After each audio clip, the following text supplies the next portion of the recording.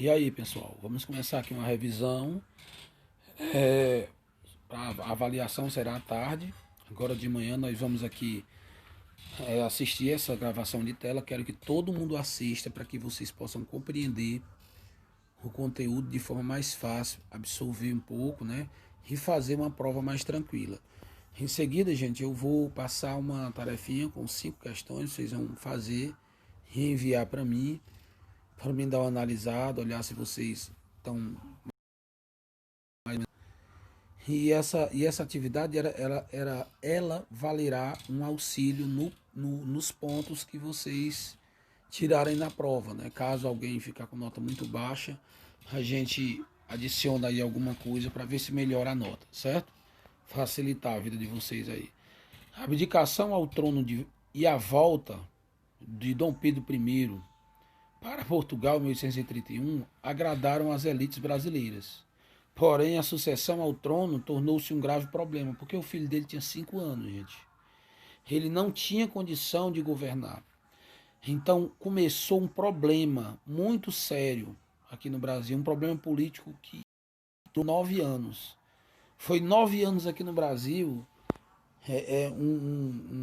de um governo formado por uma regência trina, uma regência una, né?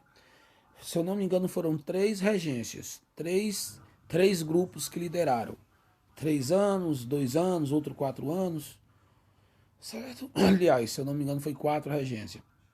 Teve a última regência que eu acho que foi 1 ano, certo? Então, esse período, que ficou conhecido como período regencial, ele veio a ter consequências gravíssimas, né, por conta do Brasil não ter alguém para liderar, não ter uma liderança política efetiva, uma liderança política mais centralizada. O povo parece que estava acostumado, não parece, né? O povo é acostumado a ser governado, a ser liderado, né? Isso é uma coisa natural dos humanos. A gente quer alguém para nos governar, muito embora essa pessoa não faça direito o seu trabalho, muito embora essa pessoa se corrompa, muito embora essa pessoa manipule os nossos direitos, manipule os impostos e venha toda causar causar problemas, né, sociais que podem acarretar em consequências como a fome, a pobreza, a violência, certo? Que são problemas que nunca são resolvidos, infelizmente, né, na comunidade, na sociedade brasileira.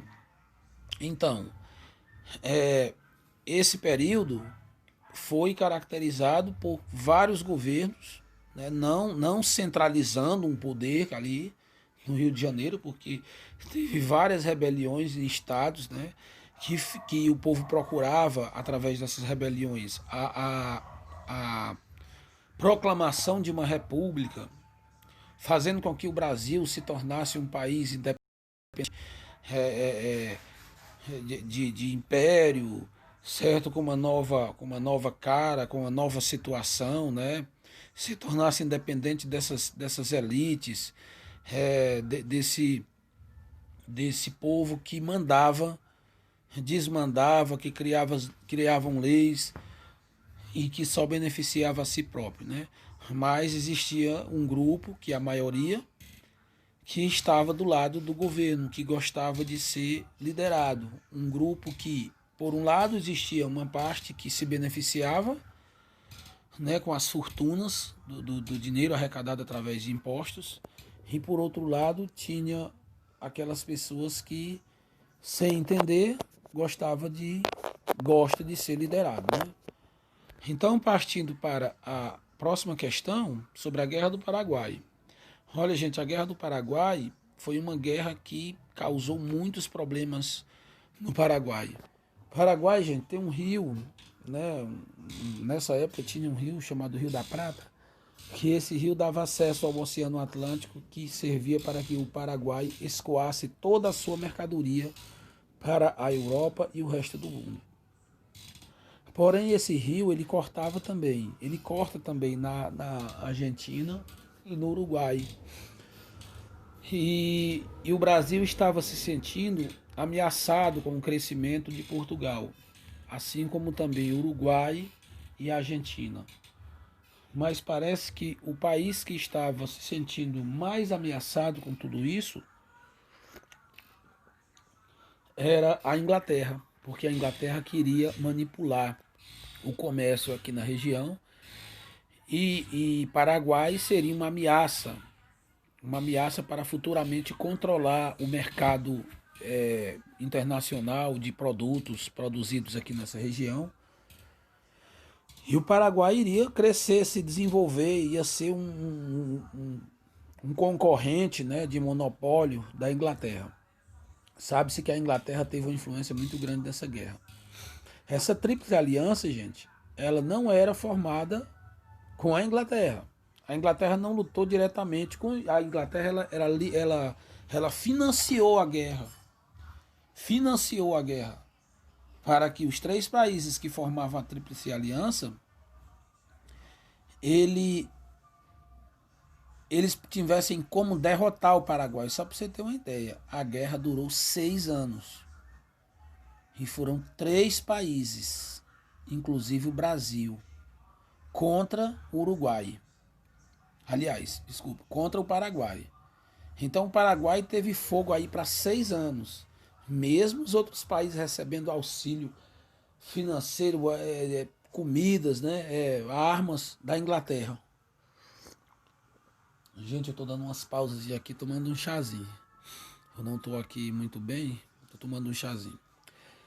Terceira, a vida cotidiana, aliás, a político-partidária no segundo reinado estava dividida entre dois partidos, o conservador e o liberal. Gente, esses dois partidos, eles nos deixam assim um esclarecimento já no próprio nome, né? Conservador é que conserva, liberal é que libera. O que é que o Partido Conservador quer? Ele quer conservar as raízes, aquele modo de vida antigo que existia no país, aquela monarquia antiga, aquela forma de fazer com que o povo obedecesse de forma mais dura, através da pancada mesmo. A favor da escravidão, eles eram defensores da escravidão. Eles eram defensores da opressão por alguma rebelião que tivesse.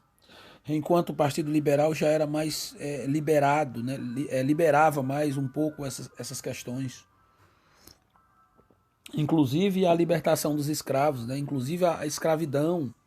Eles tocaram várias vezes em reuniões, em plenários sobre a libertação dos escravos, né? Eles tinham, gente, uma diferença muito grande um no outro. Uma diferença ideológica de ideias sociais, ideias políticas, totalmente diferente uma da outra. Entendeu? Indo aqui para a questão 4, já estamos na questão 4, viu? Estamos com 8 minutos e meio de aula e já fomos para a questão 4. Eu não sei se a questão 4 de vocês ela tem essa imagem. Mas aqui na minha tem. A imagem dessa negra com esse menino branco. Isso daqui é uma ama de leite, certo, gente? Geralmente os ricos dessa época, eles alugavam, eles chamavam alguém que tinha escravo para alugar o seu escravo, a sua escrava que tivesse produzindo leite, que tivesse, provavelmente ela estava de bebê, né? E aquele leite que ela dava para o bebê, agora ela ia dar para o bebê daquela pessoa que ia alugar essa escrava. Era chamada as amas de leite. As mulheres brancas, ricas, não queriam alimentar os seus filhos. Dava trabalho, era muito cansativo, sem contar que alterava, né, a estrutura física da mulher. Né? A mulher ficava mais velha, mais rápida, e elas não queriam que isso acontecesse. Então ela chamava as escravas para fazer esse trabalho. Os escravos, gente, eles tinham várias funções. Era uma infinidade de qualidades de serviços. Isso era nas cidades. Muitas dessas mulheres que iam ter os seus filhos iam para as cidades, essas mulheres brancas, ricas, iam para as capitais ter os seus filhos. E lá eles eram educados, cresciam por lá.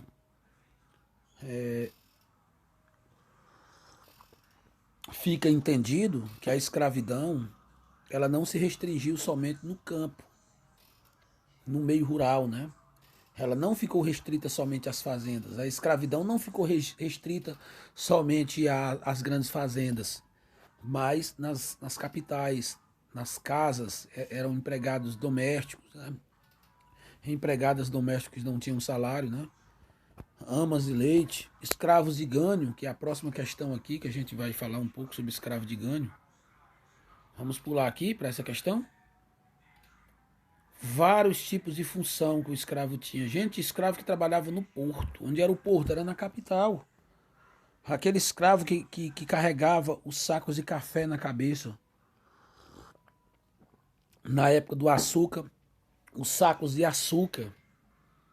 Carregava os navios, enchia os navios, escravos e mais escravos caminhando com 2, 3, às vezes até 4 sacos de açúcar na cabeça. É muito peso, viu, gente?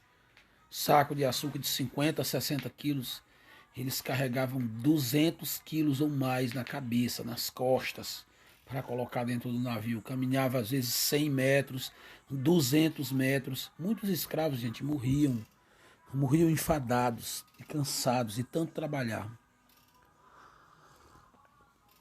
Tinha aquele escravo, gente, que trabalhava na fazenda, cortando cana, plantando café, colhendo café, botando café para secar no terreiro e mexendo com aquele rodozinho, né? Aquele aparelhozinho que parece um rodo. Existiam várias funções de escravos. Tinha o escravo doméstico, a escrava doméstica, aquela que trabalhava dentro da casa. Não era só uma, né? Uma casa de fazendeiro. Tanto a casa da cidade como a casa do campo. Não tinha só uma ali para fazer a comida, varrer a casa, cuidar da criança, amamentar a criança. Eram vários escravos, que faziam, cada qual tinha uma função, certo?